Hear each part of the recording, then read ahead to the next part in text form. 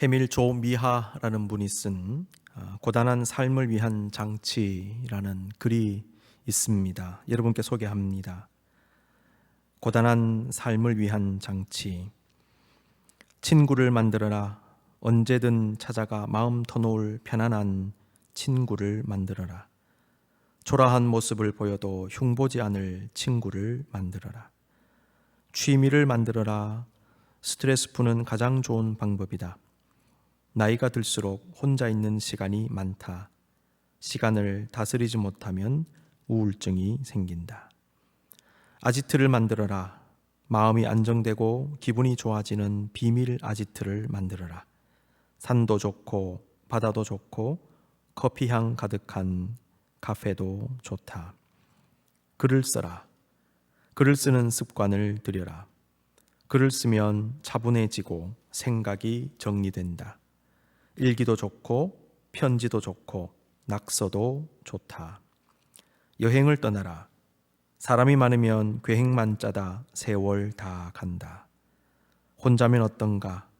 며칠이 어려우면 하루라도 떠나라. 다음엔 긴 여행도 갈 수 있다. 제가 이 글을 읽으면서 머리에 떠오른 하나의 단어가 있었는데요. 치유라는 단어였습니다. 그런데 그 치유는 사람을 통해서도 이루어지고 장소의 이동, 삶의 자리의 변화에서도 이루어지고 나 스스로 필요한 것을 행함으로도 이루어짐을 생각해 보았습니다. 결국 치유는 나 자신과 나와 관계된 사람들과 내가 서 있는 삶의 자리가 서로 연결되고 서로 조화를 이루면서 일어납니다. 치유는 마음, 정신, 육체, 사람, 공간 모든 것의 상호작용을 통해서 일어나는 것입니다. 오늘도 지난주에 이어서 위대한 믿음의 사람인 모세의 내면의 상처를 깊이 헤아려 보며 하나님은 그렇게 상처와 트라우마가 많았던 모세를 어떻게 치유하시며 새롭게 하셨는지를 묵상하기를 원합니다. 하나님은 모세를 새로운 사람들을 통해, 새로운 삶의 자리를 통해, 그리고 자기 스스로를 통해 치유하셨습니다. 오늘 본문은 모세가 장성한 이후에 일어난 일을 기록하고 있습니다. 살인 후에 미디안 광야로 도망가게 된 모세의 모습입니다. 우리는 지난 시간에 모세가 태어나면서부터 받은 깊은 상처와 트라우마에 대해서 살펴보았지요. 모세는 생후 3개월 만에 나일 강가에 버려졌으나 구사일생으로 건짐받았고 하나님의 섭리 가운데 친부모 밑에서 3년 혹은 4년간 집중적으로 양육받은 뒤에 다시 부모와 헤어져 이집트 공주의 양아들이 되었습니다. 그는 어릴 때부터 인생의 엄청난 파도를 겪으며 자라났습니다. 그런 모세가 오늘 본문에서는 장성한 이집트 왕자의 모습으로 등장하고 있습니다. 이집트 궁중에서 40년을 보내며 남부러울 것이 없이 지내고 있던 어느 날 모세는 자신의 인생에 큰 위기를 다시 경험하게 되었습니다. 그것은 고된 노역에 시달리던 자신의 동족 히브리인을 폭행하는 이집트인을 보고 격분하여 살인을 저지른 것입니다. 오늘 본문 11절은 당시의 모세의 개인적 상황을 우리에게 보여줍니다. 모세가 장성한 후에 한 번은 자기 형제들에게 나가서 그들이 고되게 노동하는 것을 보더니 어떤 애굽 사람이 한 히브리 사람 곧 자기 형제를 치는 것을 본지라. 자, 이 구절에서요, 장성한이라고 번역된 말의 원어를 보면요, 높아지다, 존대하다 혹은 중히 여기다라는 뜻을 가지고 있습니다. 이 구절은 자라나다의 의미로도 쓰이지만은 본문의 정황상 모세가 성인이 되었다는 말뿐만 아니라 모세의 사회적 신분과 권세 등을 보여주는 말로 볼 수 있습니다. 다시 말해서 모세는 이집트의 왕자로서 누릴 수 있는 기득권과 권력을 쥔 인물로 훌쩍 커 있었음을 이 장성한이라는 말 한마디로 보여준다는 것입니다. 학자들은 이에 더해서 이 장성한이라는 표현은 모세가 그의 지위와 더불어 사람들로부터 인정과 존경을 받을 수 있는 실력을 가진 사람임을 나타내는 것으로도 봅니다. 스데반 집사의 설교를 기록하고 있는 사도행전 7장 22절을 보면 모세가 애굽 사람의 모든 지혜를 배워 그의 말과 하는 일들이 능하더라라고 기록하고 있죠. 이것은요, 모세가 실력을 겸비한 이집트 왕자였음을 우리에게 보여주는 것입니다. 단순히 지위만 높은 것이 아닙니다. 단순히 신분만 높았던 것이 아닙니다. 모세는요, 실력을 겸비한 사람이었습니다. 그래서 백성의 추앙을 받고 있었습니다. 오늘 본문은 모세가 자기 형제들에게 나가서라고 말씀하므로 모세가 의도적으로 그들을 찾아간 것으로 기록하고 있습니다. 이 구절은 모세가 자기 동족을 향한 연민이 있었다는 것을 우리에게 보여주죠. 연민이 있으니까 찾아가죠. 모세는 히브리 민족이라는 정체성과 민족애를 가진 사람이었음을 보여줍니다. 그런데 모세는 히브리인들의 이 노역의 현장에서 그들이 이집트인들에게 학대를 받는 것을 목격합니다. 아마도 노역을 감독하던 이집트인이 히브리 노예를 무자비하게 폭행하는 장면을 본 것 같습니다. 그리고 좌우를 살피죠. 사람이 없음을 보고 그 이집트 감독자를 쳐 죽이고 모래에 묻어버렸습니다. 모세는 그 다음날 우연히 히브리인 두 사람이 싸우는 것도 목격했는데요. 그때 모세는 네가 어찌하여 동포를 치느냐라고 말하면서 그 싸움을 말리지요. 그때 싸우던 히브리인 중에 한 사람이 너무나 놀랍게도 누가 너를 우리를 다스리는 자와 재판관으로 삼았느냐, 네가 애굽 사람을 죽인 것처럼 나도 죽이려느냐, 이런 말을 했습니다. 그 사람은 전날 모세가 사람을 죽이고 땅에 묻는 것을 보았던 것입니다. 모세는 자신의 살인이 발각되었다는 사실로 인해 두려웠을 것입니다. 동시에 자신의 동족도 자신에게 호의적이지 않다는 사실을 깨닫게 되었을 것입니다. 그리고 충격을 받았을 것입니다.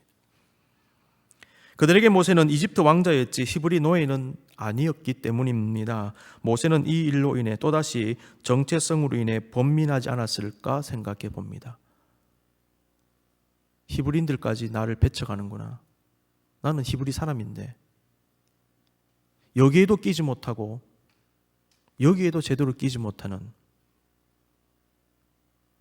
그런 모세, 나는 어디에 속해 있는가? 여러분 또다시 느끼지 않았을까요? 자신의 동족을 괴롭히는 이집트인을 죽이기까지 한 모세의 모습은 우리에게 그의 성정과 기질을 알게 합니다. 성정이라는 말, 성격과 심정, 기질, 타고난 성격적 특성, 이것을 알게 합니다. 정신분석학이나 상담 심리학의 관점으로 모세의 살인 사건을 바라볼 때에 모세는 어떤 유형의 사람으로 볼 수 있을까요?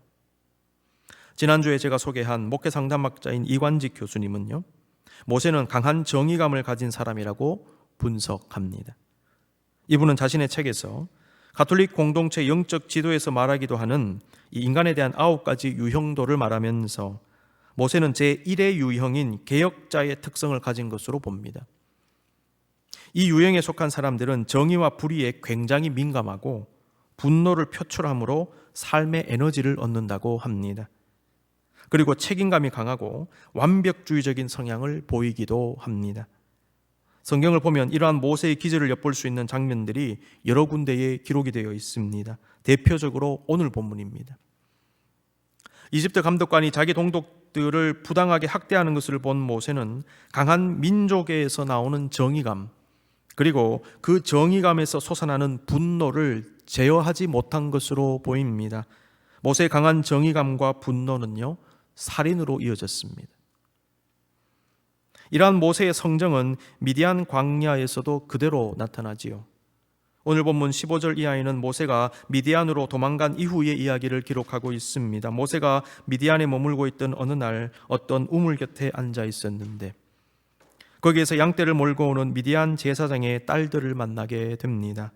그때 어떤 다른 목자들이 와서 그 양떼들을 쫓아내고 행패를 부렸습니다. 아마 자신들의 양떼에 먼저 물을 마시게 하기 위해서 이 여인들이 끌고 온 양떼들 다 쫓아내고 행패를 부린 것입니다. 이 모습을 본 모세는 그 목자들과 맞서 싸우고 미디안 제사장의 딸들의 양떼를 지켜줍니다. 그 딸 중에 한 사람이 바로 모세 아내가 단 이 시보라인 것입니다. 시보라를 거기서 만난 것입니다. 여러분, 이 장면도 불의를 보면 참지 못하는 모세의 기질을 잘 보여줍니다. 위에서 언급한 대로 개혁자 유형에 속한 사람은 이상주의적인 성향이 강하고요, 규정과 법을 철저히 지키는 경향이 있습니다.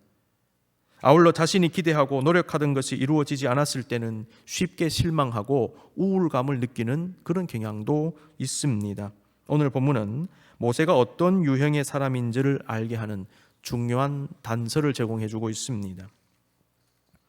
모세가 이집트인을 죽인 일은 바로 왕에게까지 전해집니다. 성경은 바로가 이 일을 듣고 모세를 죽이고자 하여 찾는지라 이렇게 기록하고 있습니다.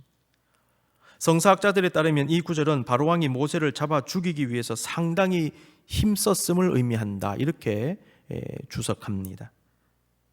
그런데 바로 왕은 왜 왕자인 모세를 죽이려고 했을까요? 바로 왕은 이집트 왕자인 모세에게 선처를 베풀거나 아니면 벌을 내린다 하더라도 적당한 징계로 끝낼 수 있지도 않았을까 생각해 봅니다. 바로 왕이 모세를 죽이려고 한 이유에 대해서는 여러 가지로 생각해 볼 수 있겠지만 어떤 학자들은 당시 바로 왕이 왕자인 모세를 죽이려고 한 것은 정치적인 이유였을 것이다 이렇게 추정을 합니다. 당시 바로 왕은 투트모스 3세인데요. 이 사람은 자신의 아버지인 투트모스 2세와 궁녀 사이에서 태어난 아들입니다. 그런데 모세의 양어머니는 누구냐 하면 투트모스 3세의 아버지인 투트모스 2세의 아내입니다. 하셉수트 왕비였어요. 그런데 투트모스 2세와 하셉수트 왕비 사이에 딸이 하나 있었는데 일찍 죽고요, 자녀가 없었습니다. 그래서 하셉수트가 모세를 양자로 입양을 한 것이죠. 그러니까 가정을 한번 보십시오. 묘한 구조로 이루어져 있어요. 하셉수트의 친아들이 아니죠. 투트모스 3세는 궁녀 사이에서 난 아들입니다. 이 사람이 왕이 됐고요, 자기는 모세를 양자로 입양했습니다. 이 두 사람 다 핸디캡이 있죠. 당시 궁정 내에 이런 구조가 만들어져 있었고, 하셉수트는 왕비였지만 상당한 실권이 있었다고 합니다. 따라서 투트모스 3세 입장에서는 하셉수트 왕비의 양아들인 모세가 일종의 정적이었던 것입니다. 자신의 권력을 위협할 수도 있는 존재라고 생각했던 것 같습니다. 투트모스 3세인 바로왕은 히브리인의 피가 흐르는 모세가 탁월한 학식과 실력을 가지고 백성들의 추앙을 받는 것을 질투하고 못마땅하게 여겼을 수도 있겠습니다.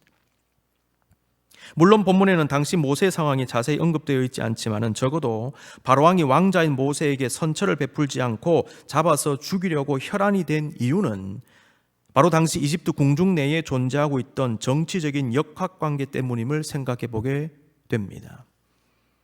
투트모스 3세는 모세를 제거할 기회를 계속 엿보고 있던 상황에서 모세가 자신의 실수로 스스로 덫에 걸린 것으로 볼 수 있겠습니다. 바로왕이 자신을 죽이려고 한다는 것을 알게 된 모세의 마음은 어땠을까요?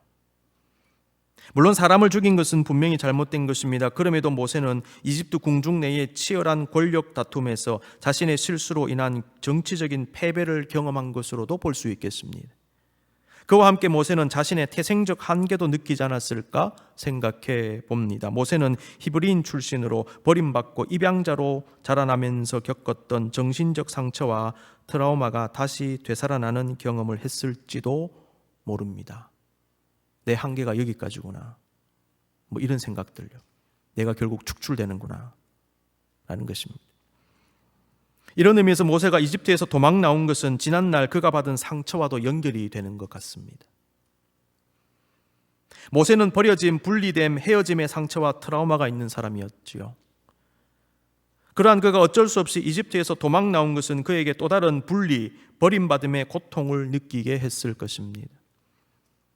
당시 이집트를 떠난다는 것은 모든 것들로부터의 단절을 의미했습니다.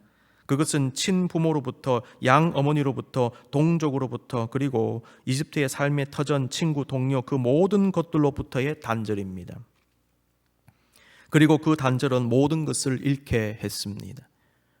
모세는 자신의 몸 하나 외에는 완벽한 상실을 경험한 것입니다. 모세는 나이 40에 인생의 큰 위기와 고통 속에 빠지고 말았습니다. 이에 더해서 모세는 사람을 죽인 것에 대한 깊은 죄책감과 후회 그리고 두려움을 가지게 되었고, 그건 역시 그에게 상처와 트라우마가 되었을 가능성이 있습니다. 그 증거로 볼 수 있는 구절이 성경에 나옵니다. 하나님은 모세가 이집트로 돌아가기로 결정했을 때에 이렇게 말씀하셨습니다. 애굽으로 돌아가라. 내 목숨을 노리던 자가 다 죽었느니라. 이게 무슨 말씀일까요? 이 말씀은 하나님께서 모세가 무엇을 걱정하고 있는지를 잘 알고 계셨음을 보여줍니다. 모세는 자신이 저지른 살인으로 인해서 마음에 깊은 근심이 있었다 하는 것이죠. 자, 그렇다면 하나님은 모세가 이집트를 떠날 수밖에 없도록 하신 이유가 무엇이겠습니까?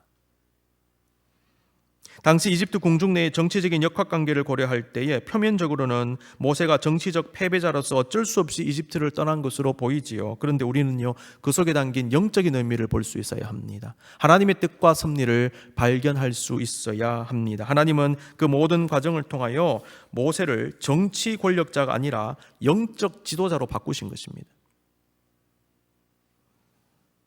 모세에게 이집트는 상처와 갈등과 번민의 자리였지요. 그러나 동시에 부귀와 영화, 권력과 명예, 세속적 성공의 자리이기도 했습니다.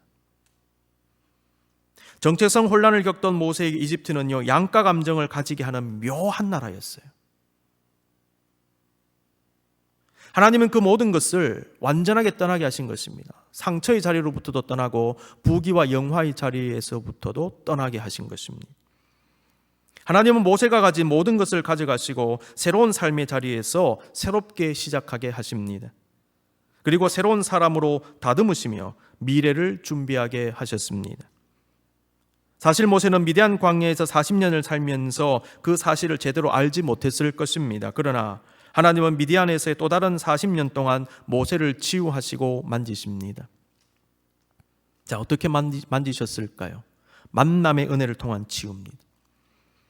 하나님은 버려짐, 헤어짐, 분리됨의 상처를 입은 모세에게 만남의 은혜를 주심으로 치유하셨습니다. 하나님은 친부모와 헤어진 모세에게 양어머니를 주셨지요. 이집트를 도망 나온 그에게 좋은 아내와 처가를 주셨습니다. 오늘 본문은 미디안으로 도망간 모세가 어떻게 미래의 아내와 그녀의 가정을 만났는지를 잘 기록하고 있습니다. 모세가 자신의 딸들을 도와주었다는 이야기를 들은 미디안 제사장은 모세를 초청하여 잘 대접합니다. 그리고 그것이 계기가 되어서 모세가 그 집에 같이 살게 되었고요. 그 집 딸이었던 십보라와 결혼하여 가정을 이루게 됩니다. 그리고 낳은 아들이 게르솜입니다. 모세는 게르솜의 이름을 지으면서 이렇게 말합니다. 내가 타국에서 나그네가 되었습니다. 이것이 바로 게르솜이라는 이름의 뜻입니다. 게르솜이란 이름은 이집트의 모든 것을 잃고 또 도망자요 나그네 신세가 된 자신의 상황을 그대로 반영해 주고 있습니다. 중요한 것은 하나님은 그렇게 상처 입은 모세에게 새로운 만남의 은혜를 주심으로 치유하셨다는 것입니다. 하나님은 가족으로 인한 상처를요, 가족을 통해 치유하셨습니다. 관계에서 얻은 상처를 관계를 통해 회복시켜 주셨습니다. 제가 지난주에 소개한 이 다미 샤르프라는 분이 쓴 당신의 어린 시절이 울고 있다 라는 이 책을 보면요, 과거의 비밀을 푸는 열쇠이자 상처의 치유제는 정신이 아니라 몸에 있다라는 주장이 있습니다. 그러면서 사람의 내면 치유를 위한 신체 감정 통합 치료법을 제시합니다. 이 다미 샤르프가 이것을 주장한 사람입니다. 이분의 주장은 마음의 상처는 인식의 영역에만 초점을 두는 치료보다는 몸과 관계 위주의 치료가 더 효과적이다 이렇게 말합니다. 이때 몸을 통한 치유는요, 신체 지각 능력을 키우는 것, 쉽게 얘기하면 자신의 몸에 대한 느낌과 감각을 가지게 하는 것입니다. 몸은 우리의 정서와 동떨어져 있지 않다는 것이죠. 그리고 우리의 상처는 내 머리로만 기억하는 게 아니고 내 몸이 기억한다는 것입니다. 몸과 관련해서는 스킨십을 통한 치유도 강조합니다. 스킨십을 통해서요, 안정감을 느끼고 그 다음에 수치심을 극복할 수 있답니다. 그래서 어린 아이들에게 최대한 충분한 스킨십을 해주는 것이 굉장히 중요하고요. 심지어 어른도 이 스킨십을 통해서 치유할 수 있습니다. 그 다음에 신뢰성 있는 인간관계를 만드는 것, 이 굉장히 중요합니다. 인간관계는 머리로만 하는 것이 아니죠. 전인적으로 하는 것이죠. 그러므로 몸과 연결이 되는 것입니다. 인간관계로 치유가 일어납니다. 미디안에서 오갈 데 없이 방황하던 모세가 생각지도 못한 상황에서 좋은 아내와 그녀의 가족을 만난 것은요, 전적인 하나님의 은혜요, 예비하심이었습니다. 모세가 미디안 광야에서 이룬 그의 가정과 처가 식구들과 함께 보낸 40년의 세월은 상처 많은 그의 마음이 위로받고 회복되는 기간이었을 것입니다. 시포라의 가정은 그에게 힐링 캠프와 같은 곳이었을 것이라 추정해 볼 수 있겠습니다. 힐링 캠프. 하나님은 모세를 위해 인생의 순간순간마다 중요한 고비마다 모든 것을 예비해 주셨습니다. 어려움이 있으면 반드시 헤쳐나갈 수 있는 길을 열어 주셨습니다. 여러분, 하나님은 지금도 우리에게 이와 같이 역사하십니다. 하나님은 사람으로부터 받은 상처를 사람을 통하여 치유하십니다. 헤어짐, 떨어짐, 외면당함의 아픔이 있는 사람은 만남, 어우러짐, 함께함의 은혜 가운데 치유하십니다. 여러분, 떨어졌다면 다시 올리시는 하나님을 기억하십시오. 하나가 막히면 다른 것을 여시고 꼬이면 풀어주시는 주님을 믿고 나아가실 수 있기를 바랍니다. 모세를 보십시오. 모세는 어려움을 당했지만은 그 다음에는 그것을 극복할 수 있는 하나님의 돌보심의 은혜가 항상 예비되어 있었습니다. 나일 강가에 버림받은 후에는 마치 기다렸다는 듯이 이집트 공주를 만나게 되었고요. 미디안 광야에서도 생각지 못한 순간에 우물 곁에서 그의 인생의 새로운 장이 열리게 하는 새로운 만남이 기다리고 있었습니다. 이것이 바로 우리를 향하신 하나님의 역사입니다. 그러므로 하나님의 예비하심을 믿고 여러분의 인생을 위하여 기도하십시오. 여러분이 정말 여러분의 인생을 위하여 여러분 기도하십니까? 여러분의 인생을 위하여 기도하십시오. 하나님이 동행하시는 인생, 열어주시는 인생, 새로운 장으로 인도하시는 그 인생, 하나님의 비전을 보는 그 인생을 위하여 기도하셔야 합니다. 만남을 위해 기도하십시오. 동시에 만남을 앞두고 기도하십시오. 어떤 만남이 예정되어 있으십니까? 그 만남을 앞두고 기도하실 수 있기를 바랍니다. 미디안 땅의 의미입니다. 미디안 땅에서 치유받았지요. 그 속에 또 다른 의미가 있습니다. 완전한 내려놓음과 낮아짐입니다. 모세에게 미디안 광야는 그에게 치유와 함께 정화, 새롭게 세워짐, 그리고 단련의 시간이었습니다. 하나님은 모세를 미디안 땅에 몰아넣으실 때에 그가 가진 모든 것을 내려놓게 하셨지요. 모세가 이집트를 떠나면서 모든 것을 잃어버렸습니다. 여러분, 그런데요, 그 마음도 내려놓았을까요? 육신적으로 하나님께서 다 박탈해 버리셨죠. 그런데 그 마음은 어땠을까요? 마음에는 여전히 집착이 있지 않았겠습니까? 여전히 미련이 있지 않았겠습니까? 여전히 분노가 있지 않았겠습니까? 여러분이요, 육신적으로 내려놓는 것보다요, 마음이 내려놓는 것, 마음이 포기하는 게 더 어렵습니다.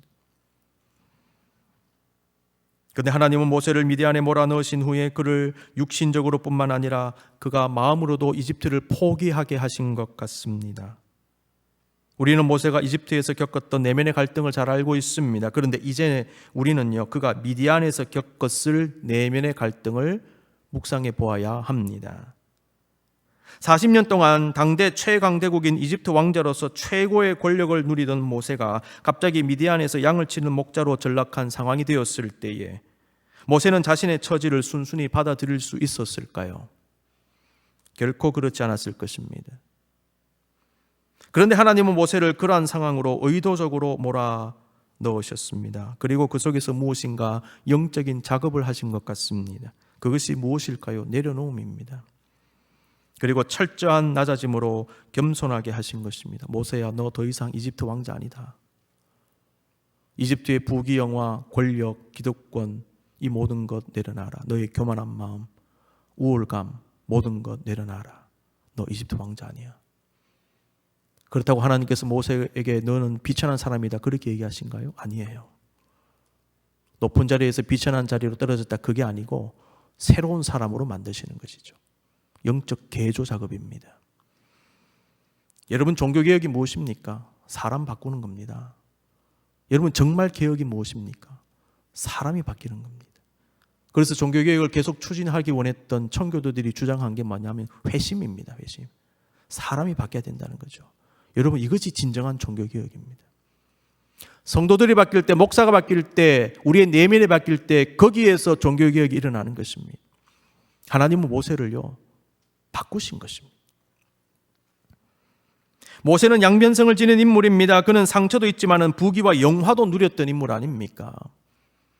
하나님은 상처는 상처대로 치유하시면서 동시에 그가 누린 이집트의 권력과 명예, 기득권으로 인해 생긴 교만과 자만과 오염된 생각들과 이집트적 사고와 삶의 방식, 그 모든 것을 제거하기를 원하셨던 것입니다. 그런데 그것이 결코 쉽지 않았을 것입니다. 심리학적 용어에 소유효과라는 용어가 있는데요, 이것은 어떤 것을 소유하고 있을 때 그것을 소유하지 않고 있을 때보다 가치를 높게 매기는 그런 심리라고 합니다. 예를 들면 우리가 소유물을 팔 때에 실제 가치보다 더 비싸게 팔려고 하는 심리가 있어요. 내가 쥐고 있으니까 이 가격을 더 높게 매긴다는 것이지요. 심리학자인 댄 에리얼리라는 분이 실험을 했는데요, 수업을 듣는 학생들에게 배구 결승권, 입장권을 제비를 뽑아서 나누어 준 후에 표를 받지 못한 학생들에게 표값에 대해서 물어봤답니다. 너 저 표가 어느 정도 할 것 같냐 물어봤더니 표를 받지 못한 학생들이 한 10만 원 정도 할 것 같습니다, 이렇게 대답하더라는 것입니다. 그런데 표를 가진 학생들에게 만약 이 표를 다시 판다면 얼마 받을 수 있을 것 같냐 물었더니요 25만 원 그러더래요. 표를 못 받은 학생들은요 10만 원이라고 얘기하는데 표를 손에 쥐고 있는 학생들은요 팔면은 내가 25만 원 받겠다라고 얘기하더라는 거예요. 무엇입니까? 내가 쥐고 있을 때 가치를 높게 매기는 심리적 경향, 소유 효과라는 것입니다. 여러분, 이러한 소유 효과의 심리 때문에요 집을 내놓을 때 비싸게 일단 내놓습니다. 많은 경우에 보통 그런 것 같습니다. 우리가 가진 이러한 소유효과 심리 때문에요 내려놓는 게 그만큼 어려워지는 겁니다. 내가 쌓아 올리는 것 힘들죠. 그런데요 쌓아 올리는 것보다 내려놓고 버리는 게 사실은 더 힘든 것입니다. 그래서 무엇인가 수집하는 사람들, 예술품 애호가들이 자기가 가진 것을 처분하기가 굉장히 어렵답니다.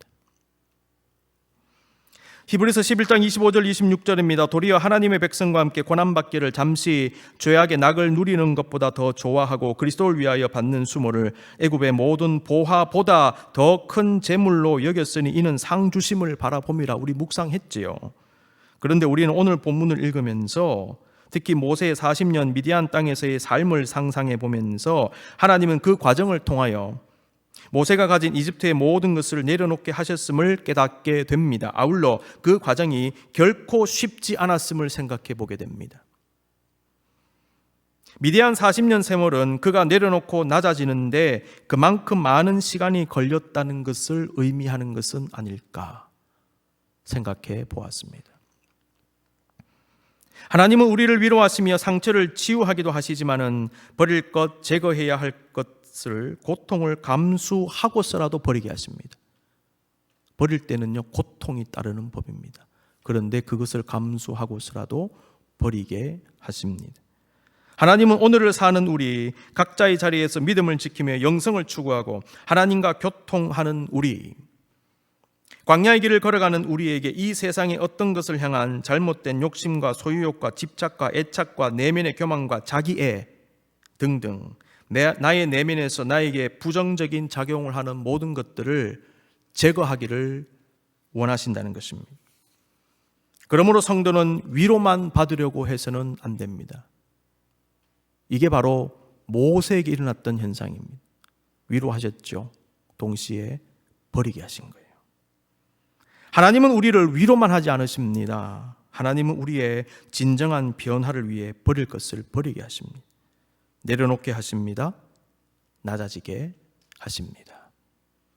사랑하는 성도 여러분, 헤어지면 만나게 하시고 쓰러지면 일으켜 세워주시는 주님, 막히면 다시 열어주시는 그 하나님의 은혜는 오늘도 우리로 하여금 평안과 기쁨과 감사와 만족의 숨을 쉬게 하십니다. 성령은 오늘 또 우리를 자유하게 하십니다. 성령으로 호흡하게 하십니다.